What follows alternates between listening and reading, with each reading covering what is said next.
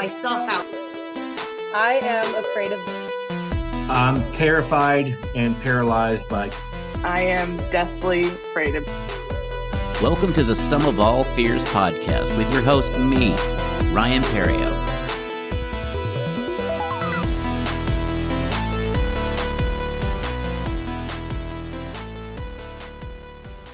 Hello and welcome to the Sum of All Fears podcast. I'm your host, Ryan Perrio. This week, my guest is comedian Andy Franklin. Andy is one of my good friends. He's a fellow comedian here in the Dallas-Fort Worth area. He's a former skater, singer, and magazine, e-zine creator.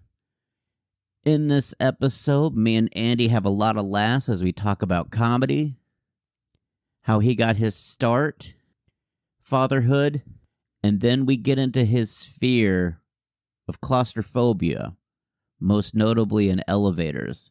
So let's get into that interview right now with Andy Franklin.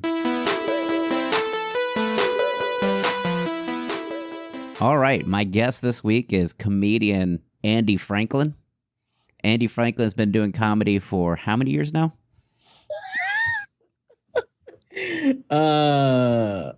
I'm gonna say on the record, let's give it 6 years. Okay, 6 years.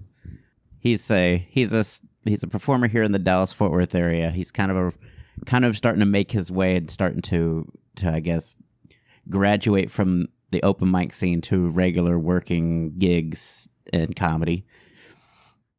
And fingers crossed that keeps happening. So what made you get into stand-up? Well, I actually wanted to do stand-up when I was a kid. I'd say high school. Okay. But at the time I was really into skateboarding and really into photography and film, and it didn't fit the profile, it felt like if I said I wanted to be a comic, people would be like, what the fuck are you talking about, man? You know what I mean? Because it was no internet, and me being in the kind of music I was, when you said comedian, it's the only comics we really knew of was Chris Rock, you know what I mean? And that's not me, right? So and you only knew about Hollywood and so then I saw David Cross, and then I was in college, and I was like, man, there's a whole different world of comedy. I want to try this, and I wanted to play music, but music didn't really work out with my ears. I had weird sensitive ears, and I was like, I don't think I can be a musician. What can I do that, and be honest with you, it's going to sound so corny, but I've been told to try stand up my whole life, but and that's it, other people would say do it. And I'm just like, what are you talking about? That's just my personality. I'm one of those people that's on, which is probably why I don't have a lot of friends. Cause I'm the same person. You know what I mean? I've never been anything else other than who I am. So it's one day I was like, all right, I'm going to do it. I don't care what anybody says. And I went up and did roughly 1.5 minutes of comedy in a 5-minute set, and stood on stage for 4 minutes. Terrified. So where did you do this? That was a DCH, or what comedy club was your first? It was Hyenas, Dallas. Okay. Yeah. Good to know. Yeah, it was Billy was running it, I do believe. Okay. So here's what I think I have discovered is when people tell you should try stand up, that's their way of, hey, stop talking to me. That's basically what I found, is that it's just people oh yeah, you're just going to keep talking unless I just compliment you. You should try stand up, and then I can now make my exit. Try the comedy. That'll be a thing. Yeah. I mean, I used to do that thing because I used to watch specials all the time, because on HBO, I had HBO in my room in high school. Weren't supposed to, but and I would go to, so stupid. I can't believe I'm saying this out loud. I would go to school and retell Carlin jokes, or retell Chris Rock jokes, and just murder them. Just be everybody's like, what are you talking about? I'm like, never mind. And I tried to write one time in high school. I tried to write the Laffy Taffy jokes. I write those, and I would ask my friends about them. And they're like, "What are you?" It was bad. I was bombing for years. Tried to write Laffy Taffy jokes just on paper. So were you trying to submit jokes for Laffy Taffy, like that you thought that you could? That's where you saw like comedy needed to go. You know where African American comedy needs a voice? Laffy Taffy. The Black Taffy. That's what I was gonna call it. Black Taffy. No, man. I just was like, I just thought it was funny, because I would just be myself, and then I was like, this is cool. I'll try this. But I'll tell you the actual moment. There were 2 moments when I was like, I really want to try stand up. Was seeing David Cross, and then being like, oh, this is the person who likes the kind of music I like. Like, he does it. I can try this. Okay. And there was a time, you know what zines are? No. They're like a lot of people in like into like art or like punk rock will make these little like photocopied like magazines or whatever that about like literally anything. Sometimes it's ridiculous. So I made one for like a skate zine or whatever. And I used to think I was an artist. So I used to think I could draw. And I drew these pictures in it, and I took these pictures of like my friends skating at the skate park, and I wrote this thing. It was like the top 10 things to do to get over a girl. And it was like these little drawings and like these little things or whatever. And then I tried to sell them to my friends. They literally, like, I was at a skate park, and all these people were like, thought it was really funny, but the pictures were like, they were like, these are terrible pictures. And they didn't care about the drawings. And I was like hurt, I was like, but it's my art. And they're like, yeah, these are bad. Like, you can't draw. Like, they were like really mean to me, but I was like, well, maybe there's something there with the funny part. You know what I mean? Yeah. I was like, trying to find any silver lining in just being ripped to shreds by your friends. Just yeah. Is audio good still? Yeah, I just turned down the gain a little bit. You were a little close. It was that thing. It must have been that disabled stuff or whatever. Yeah. And so do you have like still those zines? Like, would you bring one to open mic to show people? I do. Yeah. There was one called it was called Worth It. Oh, very, very self-help sounding. And then I had another one called Swamp Ass. Okay. Like when you get like wet butt swamp dollars, it's called or whatever. Yeah. Okay. That was real cool. You were way ahead of the game on the therapy game. Late 90s, you're already trying to therapy. Worth it. But yeah, that's funny. I just remembered that too, being like, man, okay, I can write funny stuff, but I cannot draw. Man, I cannot. I can't either. So that's like, I have never been able to draw ever. And my dad and my mom are both like super artistic. Like, they can paint, sculpt, do all these different things, and I can do nothing with my hands. Basically, I can't even write good. Like, my handwriting's even awful. Yeah, mine's not good either. And so I like to write yeah. What'd you say? I was just saying that's just the crux of, but I can talk a lot, and that's, I guess, the silver lining. Yeah. I find that stand-up comedy specifically, and then like writing comedy are 2 different animals, but they're both like fun to me, Whereas like, even when I was like, oh, I'm going to be an artist, even though like I couldn't draw but I thought I could, it wasn't always fun. You know what I mean? Like, I'd have to be like, all right, I would like regret spending money on art supplies. Whereas with comedy, like if I am in the red when I do shows, like I'm not like, sad about it. I'm like, well, whatever, at least I had fun. So if that makes any sense. So who would you say, besides David Cross, are your big comedic influences? Who do you think kind of influenced the way you do comedy? I'll say the very first I try, and it's hard to admit now, but I was really, really into Aziz Ansari. Okay. Whenever he first came out, and I know a lot of people I don't know why, but people don't really like Aziz anymore. But and I think I came out of the bat trying to emulate him like a lot. Like the first year of comedy, I think I was like trying to sound like Aziz, and I was like, I had to catch myself. I think we all do it at first, but I was like, am I trying to sound like this person? I like Carlin a whole bunch. Mm-hmm.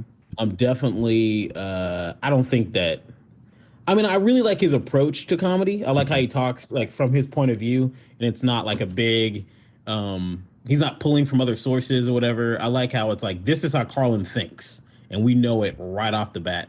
And I like that part of comedy. Yeah, there's some comics who, are a little more observational, but still I love them as well. But I really like how Carlin is like, exactly how he feels about a thing when he's telling a bit. Okay. So sad. And so, well, and everybody kind of emulates somebody. I think when they start, like it's to me, it comes back to you're pretending you think you're the cool guy now, like you're just doing your thought on what cool is. Like you're just like, yeah, this is how cool people are. Like I know how to be cool, and you really don't. You don't realize. You're just everybody can see how unauthentic it is. It's not an authentic point of view. Like you were saying with Carlin, he has an authenticity to the way he talks that defines exactly where it is, and you're either in agreement or disagreement. But either way, you're invested because now you got to know why he feels that way. Like if you agree, is it the same reason I am?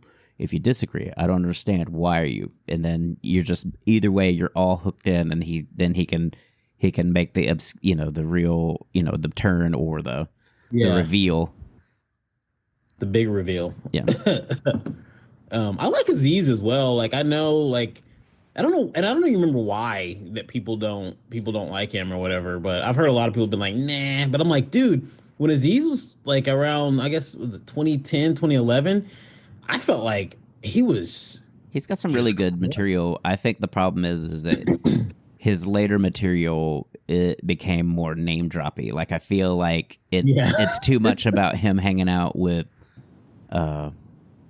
what's his name, Kanye. Like Kanye West. Yeah, it's like it became bits like that. I get to hang out with Kanye, and it's like it's hard to relate to that life. Like it's I get that you're happy but I just don't think a lot of people have the experience of hanging out with Kanye. Yeah.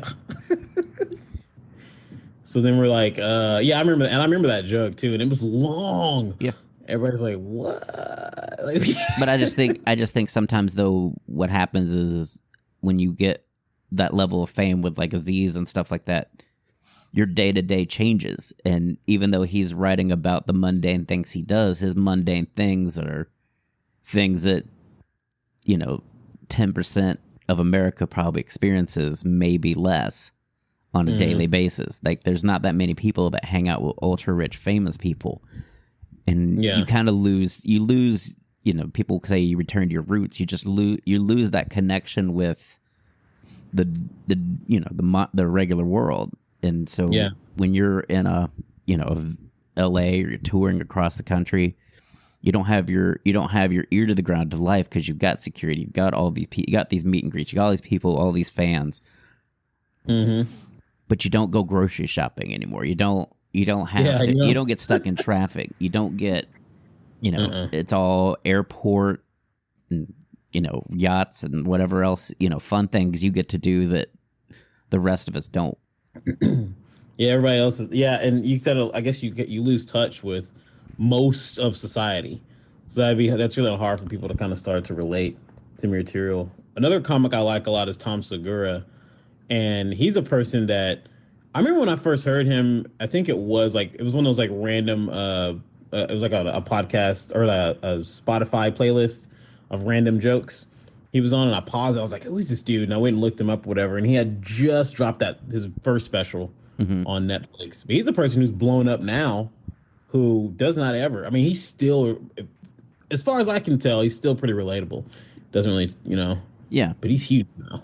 Yeah, I think also, I think I watched him because I used to, when I first moved out, like in 2010, 2011, I think I recorded every Comedy Central Presents. And so I think he had one of those, like I know a lot of comics like from those specials and stuff, and I thought he was pretty good. I thought Nate Bargatze was really good. And that was back in 2010. He was like one of the first ones I saw. And Yeah, he's good. yeah, I love it. now he's blown up. It just takes time, and sometimes it's just getting the right opportunity. Like Nate Bargatze was really good, nothing came from it. But then he does the comedians on Netflix and gets the first special, and now he's theater huge. And Yeah. when you wonder how much he booked around the country, like maybe he just booked in the East Coast.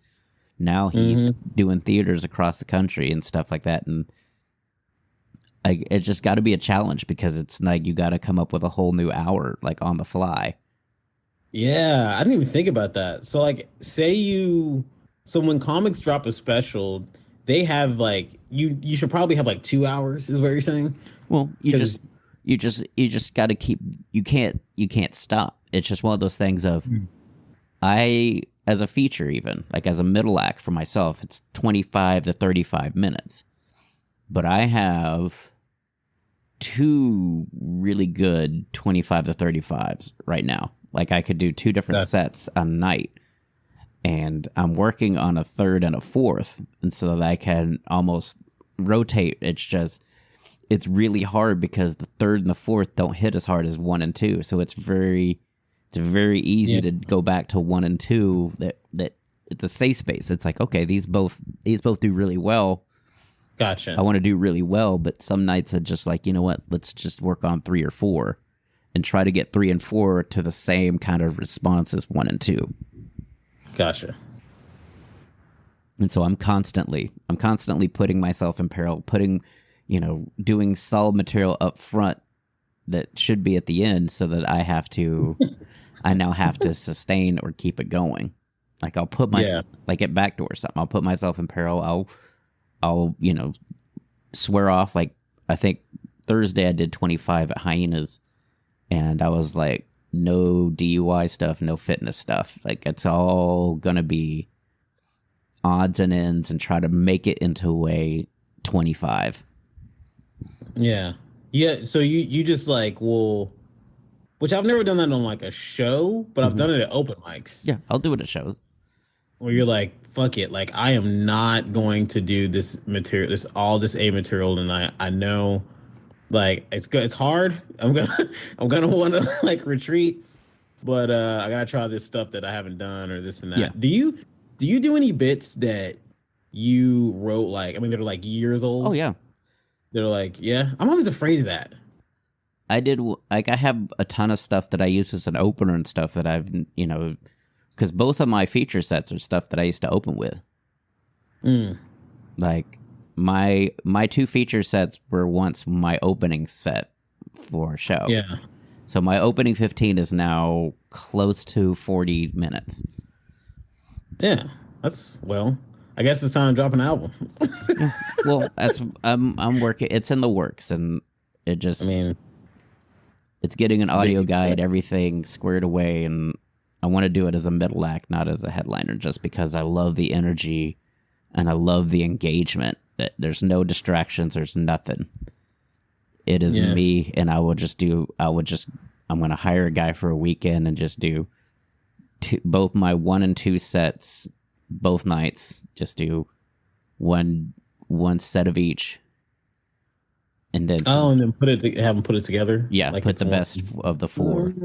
So it would be basically. Cool. So I'll have an hour of set 1 and an hour of set 2, and him just basically pick the best ones, and then pick the best bits out of the other. Yeah. Huh. Not a bad idea. Yeah, I just love being a feature. It's so much fun, and I enjoy just going up in the middle of the show versus the end. Yeah, but headlining is, that's it. Yeah, I know, but at some point too, as a headliner, the bar has been raised, and yes, there are things that work and some that don't, but as a middle act, it's the best spot. You don't have to worry about announcements. You don't have to worry about going back up on stage. You don't have to worry about closing the show. You don't have to worry about checks being dropped during your set. You have 20 minutes of, they're not ordering drinks for the most part during your set because the open, they now it's been sat, their attention's been drawn in because the MC's kind of, got them prepared. Yeah. It is And like, yeah. It is the best spot. It's like, man, yeah. I remember those like those hosting nights where sometimes things got off late or something, or started off kind of late, and then like crowds came in later, and you're just like, oh my god, like I don't know, like sometimes I would start to sweat if like I see like empty seats, and then I'm like, okay, that's fine, and then all of a sudden everyone's coming in during your set. It's not another sit. You know what I'm saying? Like they're seating like groups of 5, like while you're talking, and you're like, oh my god, this is the worst. But And so my podcast is more about fears. I know this has been a great comedy conversation. You have a fear that I didn't. Yeah, but it's what you do outside of being afraid of shit is you do have other things you do besides in stand-up comedy happens to be one of them. You're also a dad. Yeah. That's another story. How old is your daughter now? 14. Wow. Because she was like when I met you, she was what? Maybe 10? Maybe? Maybe. Oh my god, that's crazy. No, 10. 4 years. No, I'm not even longer than 4 years, right? Yeah, that's what I'm saying. Like it's like 6. I could sit 10 and under kind of one, like from 5 to 10 is like one age. She must have been like 8. Okay. 7 or 8. Because I say 6 years, but I started way before that, and then I quit for a long time. And then I quit because of my own, like it was stupid. Like I didn't realize that I wasn't taking comedy seriously enough to get to where I thought I should be. So I was going up like once a week, like the first year, and then like, you're going like once a week. You think that's enough when it's really not, you know what I mean? Like it's not even close to enough. And then sometimes I would like skip a week or whatever. And, I had other stuff that I was doing or whatever the case. And so then I came back. So I probably met you that first time. My kid was, probably 6 or so.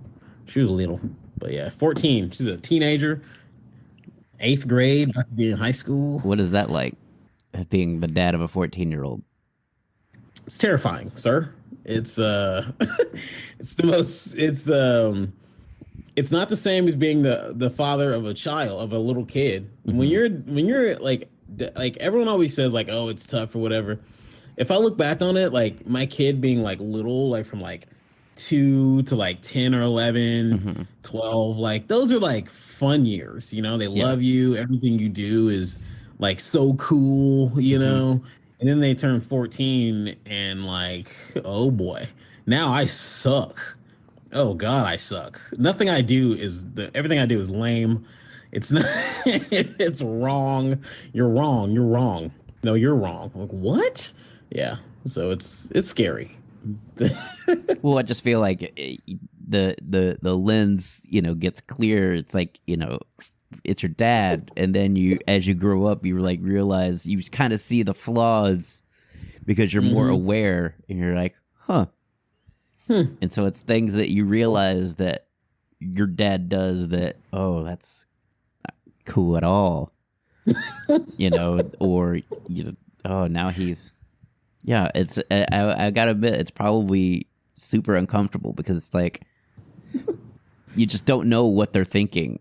And I can't imagine, that whole, like a young adult just being like it's weird because it also, they don't really care too much about, and you probably, I don't know if you did or not, but like when you're really little, you're their whole world, like family is their whole world. And now it's friends and what they want to do with them, with their lives, what they want to do on a day-to-day basis has nothing to do with you at all.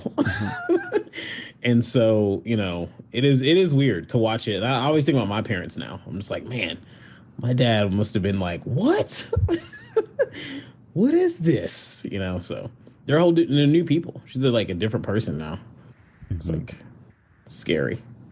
Has she seen any of your comedy at all, or that you show her your stand up, or no? I've actually never showed it to her, but she's like seen YouTube videos that weren't private.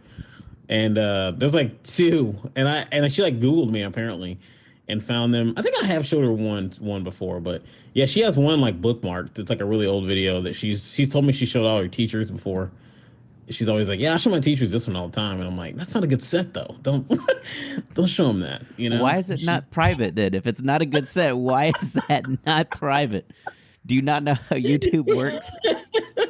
Yeah, I probably should make that one private. Huh? Shit. Yeah, let's keep the sucky one out there. No, I don't want you to see the good It one. was okay. It was from a feature set. It's from Hyenas Plano. Okay. So she showed all her teachers before, and she's like, I showed my teacher, and I'm like, why do you always show your teacher? She's like, because I tell them you're a stand-up comic, they don't believe me. And so I'm They like, still here's don't believe proof. you after. They still don't. No, it's not, sweetie. That's not. Like, no, still. Do you have any more proof? Yeah, so she's seen it, but she freaking loves she loves Kevin Hart. Okay. Well, that's She's good. like, he's hilarious. I'm like, well, yeah. Some of his stuff's really good. Like I love his ghost story where he leaves his family. Like he's Oh yeah. where he's like in the car, like about to leave his whole family because he hears a noise, and his dad's Yeah. in the car behind it.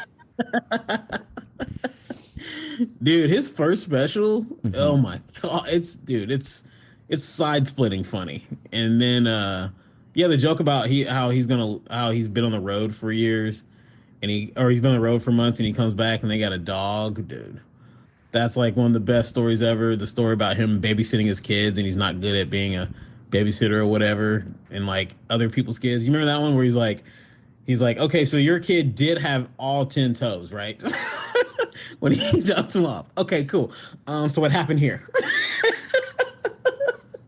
That's a funny one. So now, since we're talking about this and what is your fear? Go ahead and explain to the like, I guess tell the audience what fear you want to talk about. I at first I was a little apprehensive about talking about it because I've never really admitted it before. Most people don't even know, but I am really claustrophobic. Okay. Like extremely okay, I won't say extremely, but at I didn't know I was claustrophobic until I was explaining it to somebody, and they were like, yeah, dude, that's pretty claustrophobic. Like some of it's normal, but some of it's like out of the box a little. You know, the way I handle it's not normal. Yeah. If that makes sense. Okay. Because there's certain things I'm not claustrophobic about that some people probably would be, if that makes sense. Okay. So how did you explain you were claustrophobic? I want to know. I was telling somebody like maybe like a month ago about how I had to go to the ear doctor, and that the doctor I thought I had ear infection, and the doctor's office was like on the 8th floor, right? And I was like, I didn't want to go there. I tried to switch it to like 4 other doctors because I didn't want to ride an elevator up 8 floors. And they were like, what? Why don't you just why? And I was like, I don't like elevators. And they were like, you just don't like elevators? I was like, well, honestly, like I used to tell people I don't like creepy elevators, like the ones that everybody doesn't like, you know, when they get into one and they're like, this is creepy. But like even nice ones sometimes scare the hell out of me.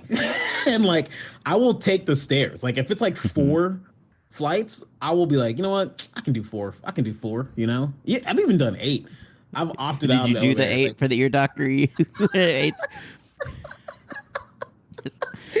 I did. I walked down. So I took it up. Oh no. I walked up like 4 flights, and then I was like, God, I'm so tired. And I got off on the floor and I wrote it up, terrified, like just like closing my eye. It's something about creepy elevators. I do not like being in them. But so I told them that, and then I said, but you know how claustrophobic people don't like being like in like crowds, you know, like at concerts and stuff. There's a lot of people that doesn't bother me. But I'm like, being pushed around with a bunch of people or something. Like it can be a little jarring, but I don't like flip out about it. That's me. I can do tight spaces and stuff, but I can't do just loads of people. Like I was like wigged out because I dated a girl in Addison 10 years ago now, and we went to Oktoberfest in Addison Circle, and just everybody just moving and just pushing, going different directions, and just people just standing with nowhere else to go, just standing in the middle of this wave of humanity. And you just have you have no moment to even think about where you're going to go or how you're going to get there. You have to like move through people. Yes. And people are moving you. The more I think about it, it's more like people moving you. It's like that. Like if you're in a concert and if you go up to rush the stage, or you're just up front and then people behind you want to rush the stage and you're just pushed. Yeah. Like all the way. Yeah. I don't like tight spaces. There's been certain cases where I'm like, I'm not going to that like fitting room. It's too little. It's like weird. It's like the ones that like don't have a top, or something like at a clothing store. Yeah. And I'm just like, I'll still go in, but I'll be like, oh, this is creepy. Like. So you don't like dressing rooms? Like if it's like, and I can only think of like one store I went in like fairly recently that it wasn't like a normal fitting room. It was basically like a closed off. It was like the last one is like closed off. Most fitting rooms have like the opening, like you can like look over the door. That one didn't have that. Oh, so you couldn't look over the door? Yeah, I couldn't like. If I wanted to get out, I had to. Hey, girl, I'm claustrophobic. I'm not checking you out. I'm just trying to make sure I can breathe. Outside the door. I just want to breathe for a second. That skirt looks great on you, by the way. You look good in pastels but I don't. I'm trying to think of a time where it was like really. Oh, here's something. I was at work one time, and I had to go grab. It was like a few years ago. Like shoot, I think it's like 3 jobs away. And I had to grab something out of like a closet. Like I think I dropped like a coffee cup and it broke all by my desk. And I was like, oh, I'll clean it up, And they were like, I was like, where's the janitor's closet? I went in there to go get it, and the door shut behind me. You know what I mean? Dude, I fucking panicked. Like I was like, like beating my way out the door when it was like not even. Like it kind of got. It was one of those things where the door like locked. And then like when I tried to open it, it wouldn't open right away. Like I had to kind of jimmy it a little bit to like open it. And you want to talk about panicking. Like I opened the door and people were like, you okay, dude? Like I'm sweating and shit. I'm like, get out. I don't know where it came from. It's really weird. I don't even know why I'm even talking about it now. You know what? Now I'm weirding myself out even thinking about it. Is that is it weird to be like, because I know some people were like, riding a trunk of a car as a joke. And they're just like, put me back in, Ace. And I'm like, dude, that's no way. If somebody had to shut me in a trunk, dude, I'd lose my shit. There used to be on internet, there used to be a haunted house, supposedly like the scariest haunted house in the world. And it didn't have a distinct location. Like they just said, hey, come to this street corner at such and such time. And so this writer did it, and he was grabbed and thrown into the trunk of a car with music playing next to like dead animal heads and stuff like that, like deer and stuff like that. And he said they drove me, and he said they put a bag over my head. Like they bagged him and threw him in the trunk. Then he all he felt was, he's pulled out of the car. He's thrown into a casket, basically closed in the casket, and then you hear the sounds of dirt being poured on you, and then you just sat there for. He said it felt like maybe he's like, I don't know how long it was. It could have been 10 minutes. It could have been it could have been just a minute, but it felt like 10 to 15, just enough to make you go crazy. Like maybe they're gone. Then you hear you hear like the shovels again, and the casket door opens, and he says like you see 2 guys running away, and your car is parked right at the end of this field. What? If it's real, like I think that's insane, but That's the most insane thing I've ever heard in my life. It's like if you're claustrophobic, it's like your worst nightmare. Yeah, I don't think that's even. Is that legal? Probably not, but no. Could you do something like that? Like, could you be? Do elevators creep you out? No. Like, can you just get in like a creepy elevator and just hit the button, and just live your life? I'm fine with like I said, confined spaces and stuff because I was a little kid, so I would play under the bed. I would, I was okay with sitting in gym lockers and stuff like that. Like I could hide and and court myself into a gym locker and hide. See, no way. You're no, I could never. That's what I'm saying. I know people that could do that, and I'm always just like, there's no way. I would like panic like immediately. I start sweating and like, hyperventilating or something. I got locked in taking the stairs somewhere. It was one of the, I don't know why, but it locked behind me. The door locked behind me, but that turns out like the bottom floor locks, but you can open it from the inside or whatever, like every other floor. But it locked behind me and I opened it to go back out and I was like, oh my God, I panicked, beating on it, and they're like, they like security guard came and was like, what are you doing? And I'm just like, I got locked in the stairwell. He's like, no, you can just go to the second floor. The first one locks on it automatically. And I'm like, okay, well, I have an issue. He's like, you can just take the elevator. I'm like, we'd have the same. It's a different animal. It's I can't remember how many times it's happened, but just recently when I went to the ear doctor, when I actually took the elevator down, there was someone in it. And I told him, I did say something about how like, I don't like, elevators. I don't know why I tried to make small talk with him or something like that. And the light was flickering in it. You know what he told me? He was like, dude, I've worked in this building for 2 years. He's like, I've worked in this building for 2 years. And each year, at least 2 or 3 people get stuck in this elevator. And I was like, what? Why are you telling me that now? We got 3 more floors, dude. We got 3 more floors. And that's happened to me before. Other people have said that. I've been in an elevator and I'm like, I don't want to be in here. And someone's like, man, you know what happened last year? And I'm like, fuck. So where do you think this started from? Like, where did you have like something happen to you as a kid where you were just stuck somewhere? I was thinking about that, and I can think of 2 things. Okay. One, when I was really little, I had like a young uncle. Mm-hmm. He was like, when I was like elementary school age, he was like senior in high school. Okay. Like that, and like rowdy boy. He played football. Like I remember he used to scare the hell out of me all the time. Like he would like pick on me all the time. Still my favorite uncle though. Like it's kind of crazy, but you just love abuse. Apparently, give me more, uncle.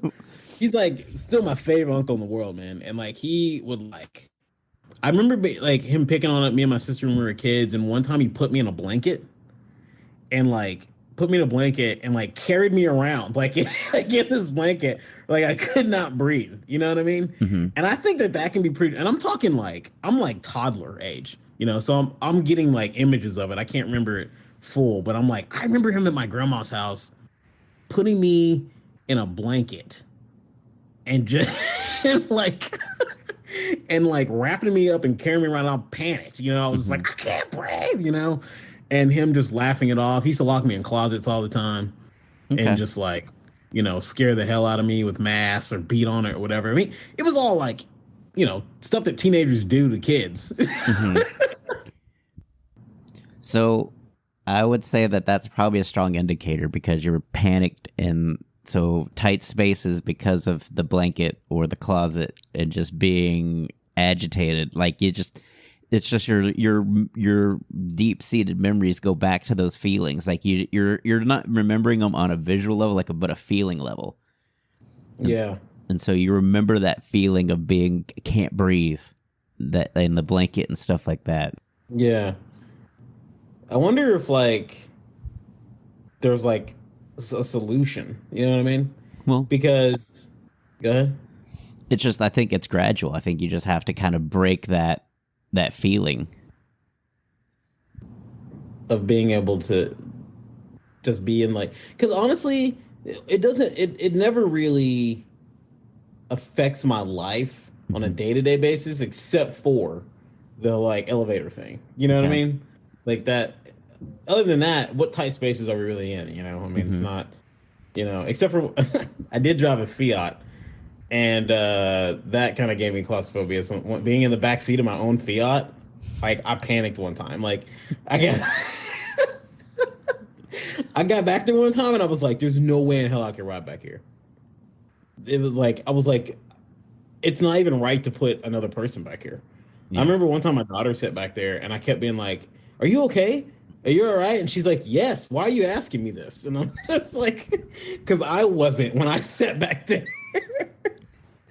So you said you have an interesting way that you handle this. So how do you handle that feeling of being claustrophobic? It just really depends on where it is. Like if it's like like the elevator, Hmm. I'll just literally like I'll just take the stairs if I can. If it's impossible to take the stairs, I just literally like truck it. Like I'll go in there terrified. You know what I mean? Just like, oh shit, okay, okay, okay, okay, okay. Like just be like, oh, did I drink enough water? Because if I have to sit in this thing for days, I'm like I don't want to be without any water. Okay, all right, it's weird that I have the combined fear of like the tight spaces, but also the literal fear of being stuck in the elevator. You know what I Hmm. mean?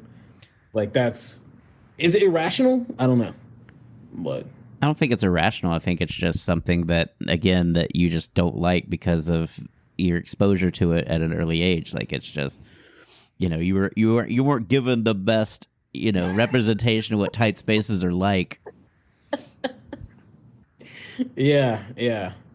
I am envious of people who are able to just do that with no, like I remember being a kid, like in high school, and we were messing around, and with my friends, like we put our one of our friends in a trunk of a car and like drove around, and we had him like he would open it in traffic, like he would like to the cars behind us, and I'm like, when it was my turn, I'm like, I can't do that. There's no way. Like I'm not about to do that.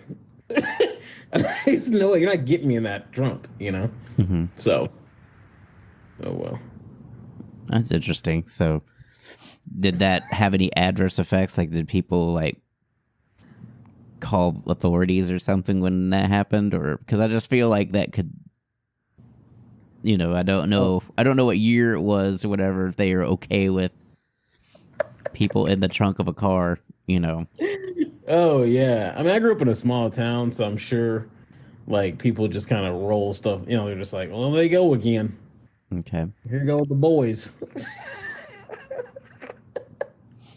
So, are you trying to get better at it? Like, are you like, do you try to take an elevator and just? Yeah, I have like I worked in an office one time that I had to take it every day. And I did not like that. A lady did get stuck in that elevator actually when I worked there, which was very terrifying. Hmm. And it was impossible to take the stairs at that place. I worked too high up. And it was like I remember being like, "Oh, yeah, this is cool. This is cool." Like because I had to take it, 5 days a week, twice a day, or sometimes three if I went to lunch. Hmm. So it was like, whew, but every time it was always like an issue. It was just like, oh god, What here if you we had go a here. bunch of people, like a fire drill or something, like returning back? Yeah, Did you ever? the fire drills, you have to take the stairs. Okay, but I mean, coming back up. Oh, like going back up with like a bunch of people. Yeah. Oh, whew, yeah, I did not like that. Okay. Being in there with like a lot of people. Oh no no no no no. One or two is fine, but with a lot of people, yeah, it makes you kind of panic. I've done it. And I guess I feel like if we're all in here, we're all getting stuck. I guess I guess. Hmm. I did see a video one time. It was kind of popular, I guess, of the guy who got stuck in an elevator for like 3 days. Hmm. Have you seen that video? No. Like over, like it was like a Friday. He went to go on smoke break. He got stuck, and they didn't know he was in there until like Monday, when everyone came back to work. And like I was just thinking like that always goes in my head, and that was like probably 10 years ago. I remember when that was like a YouTube video because they have the security video on YouTube. It was like forever ago, and I still think about that. Like, man, Well, okay, that's it's awful Friday. because you have to use the bathroom too. Yeah, he did. He had to. Yeah, in there sucks. Oh no. So Did we kind of- if you were trapped in an elevator, how do you think you could handle it? Do you think you could that it would either that you would be able to survive, or would you just Don't put panic? that evil. Just how do you feel you would do? If I was stuck in there, I would probably knowing myself, I think I would panic at first. I'd flip out, and then I'd probably start, go into a very like deep state of anxiety, you know, Hmm. and start like blaming myself or blaming other people or something. And it's like, if I hadn't been going to go get this shit wouldn't happen, like, Yeah. and then I'd probably slowly just like even myself out, like an adult and be like, all right, you gotta get out of this elevator. Where's the panic button or whatever the case may be. Hmm. I mean, I don't think I would panic till I passed out. I think I would definitely go through that and then come out of it and just be like, all right. But it's happening. I'm definitely panicking, right? Okay. Like I'm definitely gonna, yeah, yeah. Well, all right. You- Well, Andy, I thank you for doing this. It was a great conversation, even when we had to take that break while your internet went out. Yeah. That the first? Am I the first guest you've had on your podcast that the internet went out? Close to it, like Clarence Gleaton was doing it from his car, like he was driving, and that was kind of a challenge because he kind of Yeah. had to cut some of his stories and stuff because it would. I think the thing with Zoom is the more movement you have in front of the camera, like all of a sudden, then it starts to buffer to catch the video. Yeah. And so you'll have those pause. And so I've learned kind of how to edit those audibly because like I can know what they look like and I can kind of cut it to where that pause it finishes the sentence versus that long pause. And so I've kind of learned how to edit those, but I think you're the first person that actually is fully like disconnected. Oh, right. Wow. Thanks, man. I Like some really people have appreciate like stopped and like I've had to edit like a minute or two out of their podcast, but so far it hasn't been like ridiculous. Like it hasn't been anything that if it's ridiculously bad, then I will re-record usually. Oh yeah, yeah. Then you get to Andy Franklin, and then all of a sudden, yeah. I'll just merge them just like I would a video clip or a musical guest when they want to give me a song. So it just adds an extra layer, and then I just move it up and push it together. Yeah. It's cool, man. Yeah, it was cool. Well, it was fun, man. Yeah. If you ever want to have me back, dude, let me know. I'm afraid of a lot of things. Yeah, everybody So- is. Like I've got a lot of people I could probably hit back up again and stuff, but I want to try to get more comics and other people. Yeah. But thanks for doing it. No problem. I'll see you. Are you coming to Backdoor tonight? Or Yes. you? Oh no, you're at. Are you? Okay, yeah, I'll be there. All right, I'll be well, I'll there. see you there. All right, man. See you. Thanks, Perio. Well, that was Andy. Andy's a good friend. We have a lot of laughs in that episode. Apologies for some of the audio as Andy lost Wi-Fi in the midst of our conversation, so I kind of cut that all out. And we had some other microphone issues as well that I was able to edit and get cut for this episode. Check out Andy Franklin wherever he's doing stand-up. He's really, really, really funny guy. He's got some great stories and some great bits. Check him out wherever you can. As for myself, I'm recording this late as the promo will come out probably Sunday as I was visiting my mom in Kerrville, Texas on Thursday and Friday. I drove down Wednesday night and spent some time with my mom. I haven't seen her in over a year and a half as COVID kind of prevented me from going down there as she had it last Thanksgiving. She was suffering from COVID as well as just heart attacks and everything else down there with health. And it was good to see her and see that she's doing okay, and she may be in retirement come January 2022. I wish her the best on that, and hopefully she can find some pet projects to keep her busy while she's not being busy at a job. Look forward to that. As for me, I got shows coming up this week in Midland, Texas with James Johan, good friend. We worked in Wichita back in August. It was awesome. And we were at work again in Midland, Texas one night on December 3rd. And then December 4th, I will be at Roller Town with Michael Pasvar and Des O'Neill.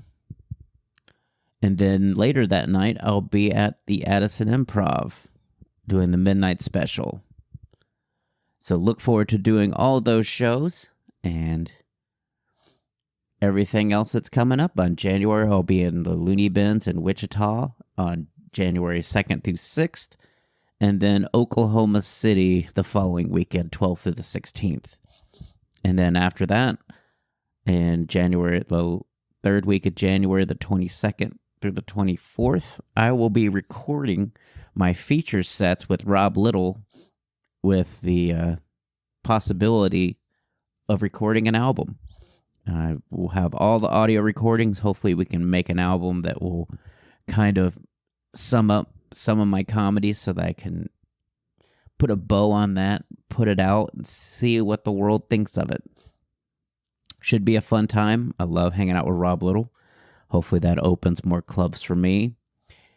As for the show, leave a review if you haven't left one already. I love seeing the 5-star reviews everywhere. These podcasts have been sent out on Spotify, Google, and Apple. Also, if you have suggestions, shoot me an email. I love hearing from people. Guys, hope you have a great week. I can't believe we're already through Thanksgiving and on to Christmas.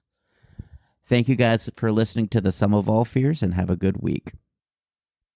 And now some thank yous for the folks that make this show possible. Thanks to Barry Whitewater for my art and graphics. You can follow him on Instagram at bwhiteh2o. Get it? H2O like water. You can also follow him on Facebook, Music. A huge thank you to Gunnar Olsen for the wonderful music provided for this podcast. You can follow him on Instagram at gunbuns, that's GUNBUNS, as well as his website, gunnarolsen.net. Check out some of the samples that he has recorded. They're amazing. He's an amazing percussionist. If you want to follow the show, we've got a Facebook group, Sum of All Fears. Instagram, Twitter, you can find us at Some Fear Fans. If you have some feedback for the show, email me at somefearfans, SOMEFEARFANS @gmail.com. I'll be happy to take those into consideration. Also, if you'd like to be a guest, email me at somefearfans@gmail.com. We can try to iron out some details and get that settled in. Give us some feedback. If on Apple, Google, Spotify, or wherever you listen to podcasts, leave a review.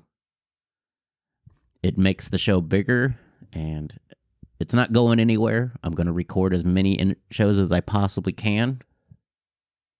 If you want to follow me on social media, I am at Ryan Perio. It's RyanPerio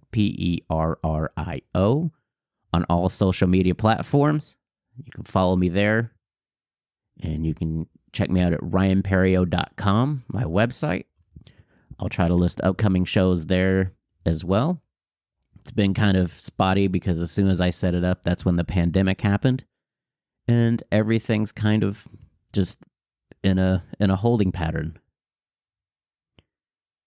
Thanks again for listening to the Sum of All Fears podcast. Next week, we'll have another guest with another fear.